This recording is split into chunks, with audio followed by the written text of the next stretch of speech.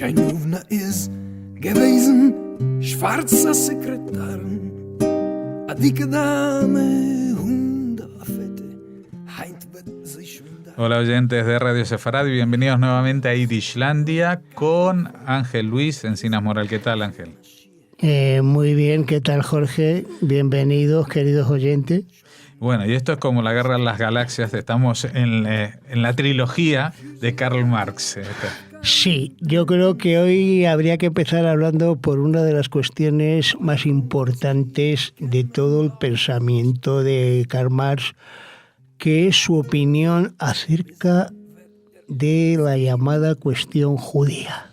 O sea, de su propia identidad, de alguna manera.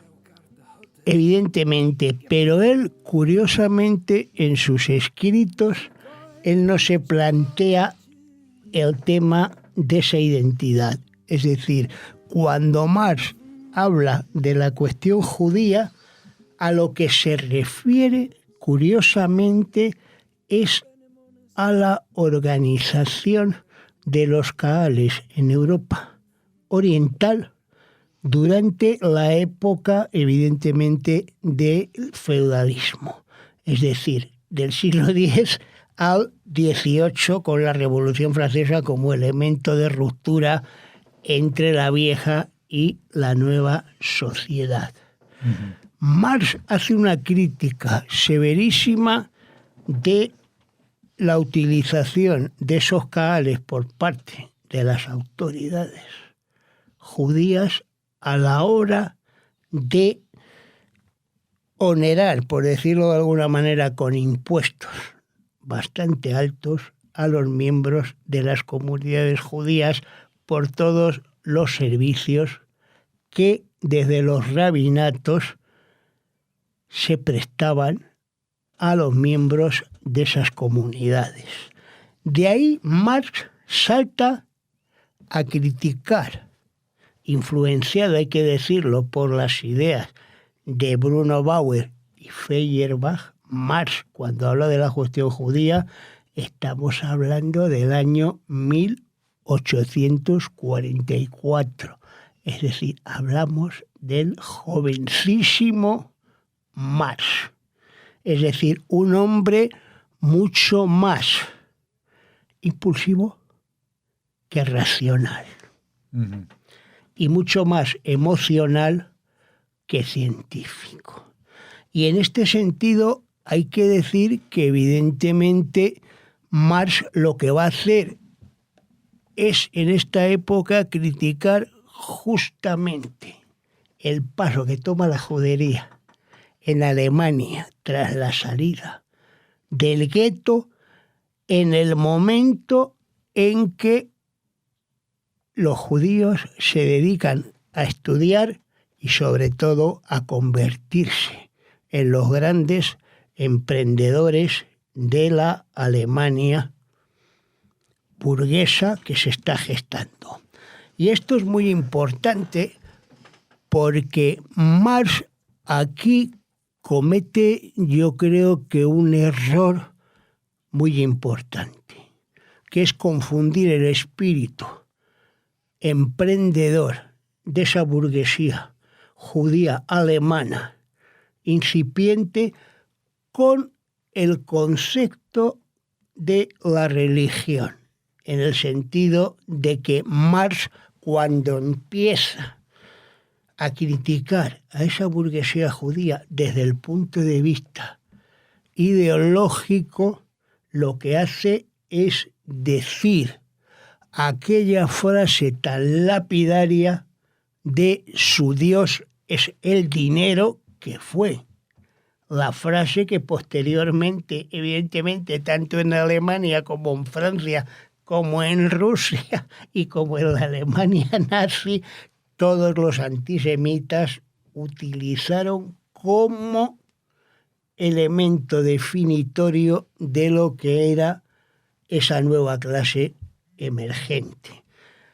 En este sentido, hay que decir que el profesor Robert Wistrich, fallecido hace 2 años, profesor de la Universidad Hebrea de Jerusalén, que tiene el célebre libro Antisemitismo, una enfermedad letal, llegó a acusar por esta razón a Marx de ser un antisemita. Evidentemente, aquí Bistrig yo creo que estaba más influenciado por haber salido rebotado de la antigua Unión Soviética, porque él procedía de Asia Central. Yo tuve la suerte de conocerlo en 2009, de hablar con él y de tener una comida con él en aquellos días. Y para mí fue muy interesante cómo Marx, aquí, gracias a la conversación con Bistrig, tuvo una concepción errónea de ese esfuerzo de la comunidad judía por intentar equipararse al resto de sus conciudadanos alemanes. Y sin embargo, lo curioso es que 4 años más tarde, Marx, en el manifiesto, si uno se lo lee con calma, se va a dar cuenta de que todo el programa social de Marx está sacado escrupulosamente del programa social de la Torá y del Talmud, Paradojas de la Vida. Y otra cosa curiosísima es cómo con el tiempo Marx no solamente se va a reconciliar con el judaísmo, sino que incluso si vamos al archivo de la Gran Logia Unida de Inglaterra, vamos a encontrar 2 documentos que yo cuando los vi me quedé plenamente sorprendido, que fueron 2 cheques enviados a Marx a Londres por el barón Edmond de Rothschild para ayudarlo. Es decir, Marx no solamente vivió de la ayuda de Engels, sino también de la ayuda de Rothschild. De la ayuda del barón Rothschild, lo cual me dejó a mí... Vamos, que el marxismo estaba financiado por Rothschild. Bueno, si no financiado, la figura de Marx. Sí, sí.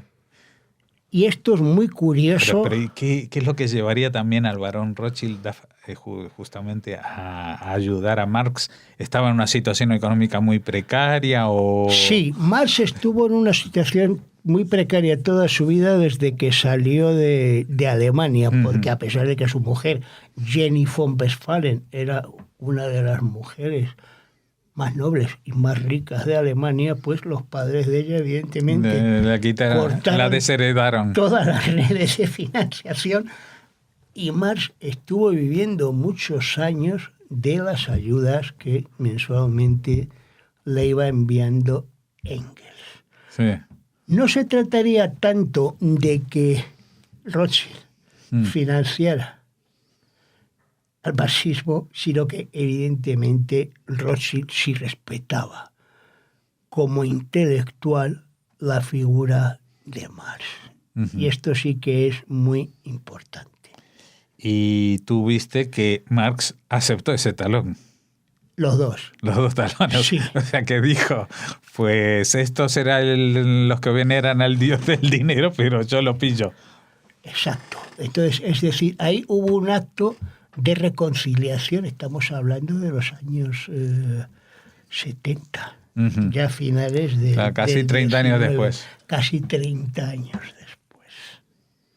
Y esto es aquí lo más interesante de este tema. Sin embargo, como sabemos, Marx consideró que el pueblo judío existía solamente como tal en la medida de su vinculación con la religión, y jamás reconoció una cuestión judía desde el punto de vista político.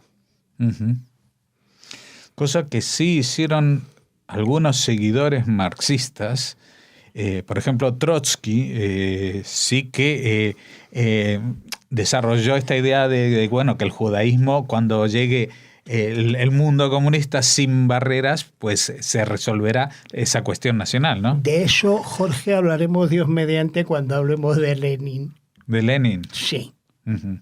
Ahí es importante tratar este tema porque hablaremos de las relaciones con el Bund, la polémica que hay con el Bund de Lenin acerca de la creación del famoso Estado judío en nuestra Islandia.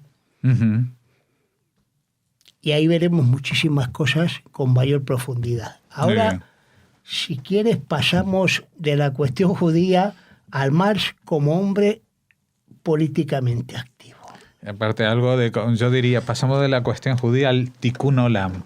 O sea, Sí. en vez de arreglar lo nuestro, vamos a arreglar el mundo entero, ¿no? Exacto. Marx se plantea arreglar ese mundo mediante, evidentemente, el corpus teórico que expone en el Manifiesto Comunista, el cual, curiosamente, se difunde a partir de la traducción que hace Bakunin en 1860 al ruso y que publica el revolucionario ruso Herzen en su imprenta de Londres, donde también publicaba el Colocol, y cómo a partir de ese momento se traduce al francés.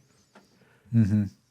De ahí, con la fundación de la Asociación Internacional de Trabajadores en 1864,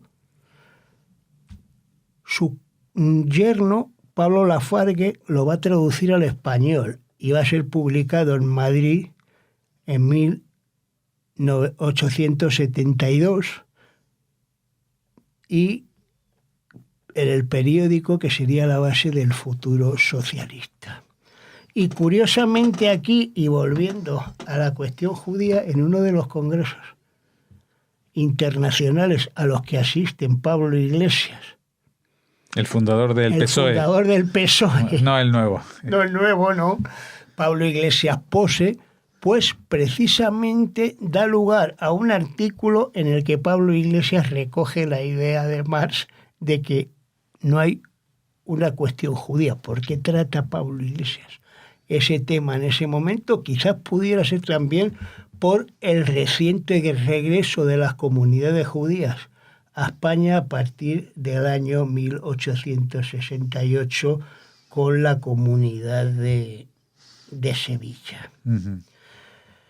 Marx también se plantea el cambio político mediante un aspecto que es muy poco conocido en la obra de Marx, que es la concepción moral de lo que debe ser el futuro marxista. No solamente en cuanto a lo que se pueda referir al corpus ideológico, sino también a cómo el militante obrero y el militante comunista debe actuar. Son varias las obras en las cuales, curiosamente, Marx hace hincapié en la sobriedad.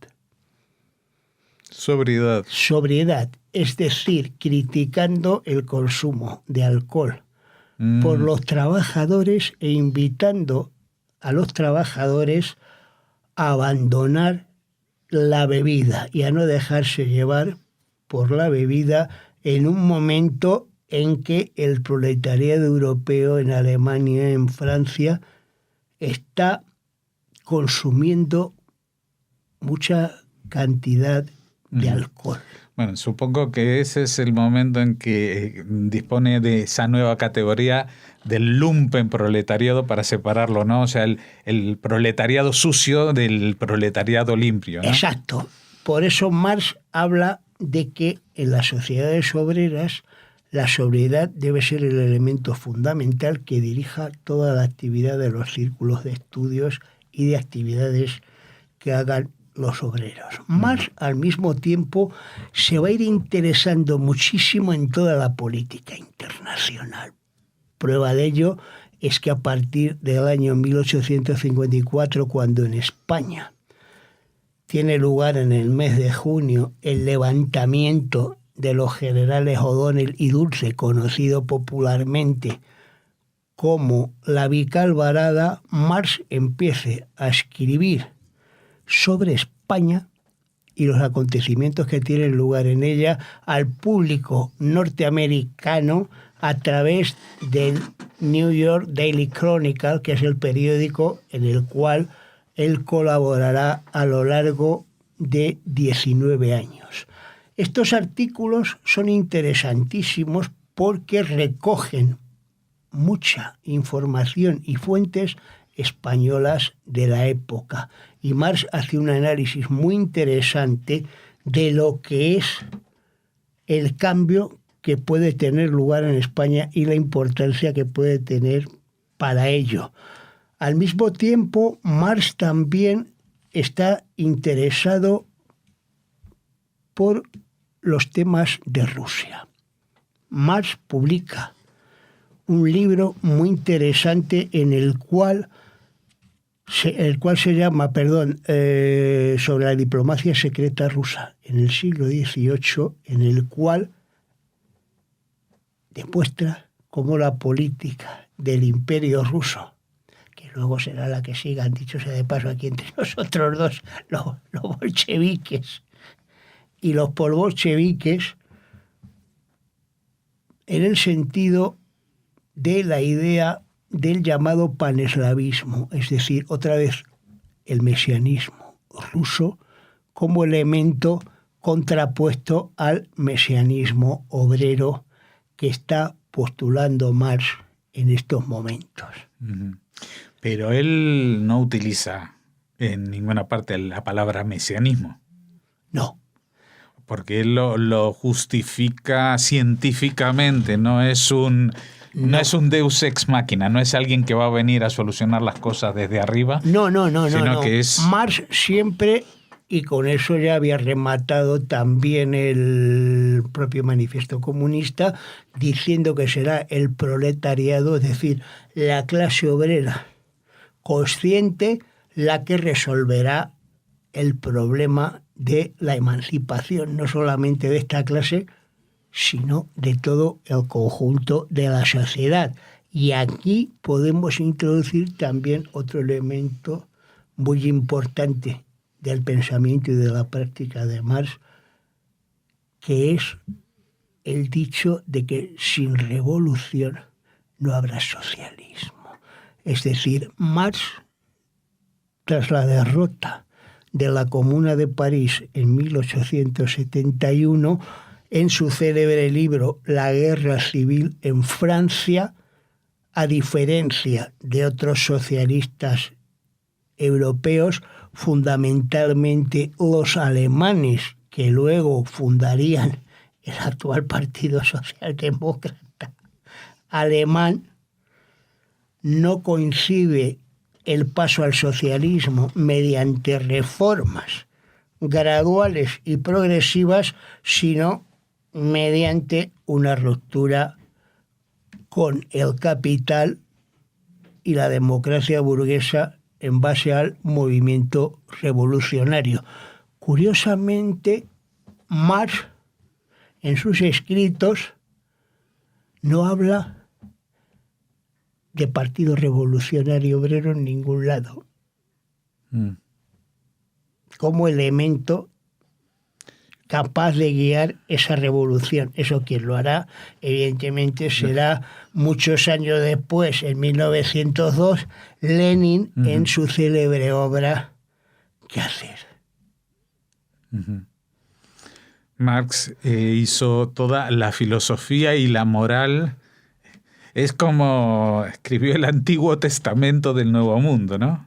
Exacto, es decir, más lo que hace es un poco, por decirlo de alguna manera, el diagnóstico de todo lo que ha pasado en la historia de la humanidad, desde la sociedad primitiva hasta esa Comuna de París.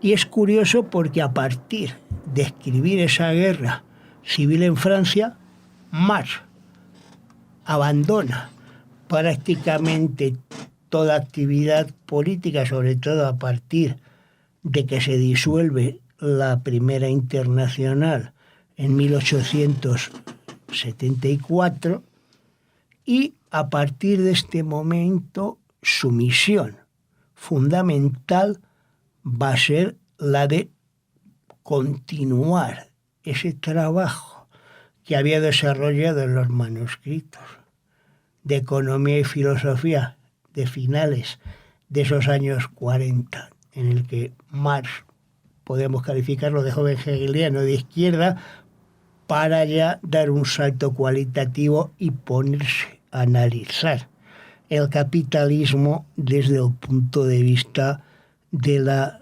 ciencia y concretamente de la economía, con su célebre trabajo El Capital. Uh-huh. Bueno, y con El Capital, con esta obra capital, vamos a culminar esta trilogía, pero te voy a dejar un minuto más para hacer un epílogo, porque hasta en las trilogías de George Lucas hay un momento para un epílogo. Y también, si nos puedes adelantar, ¿cuál va a ser el próximo personaje?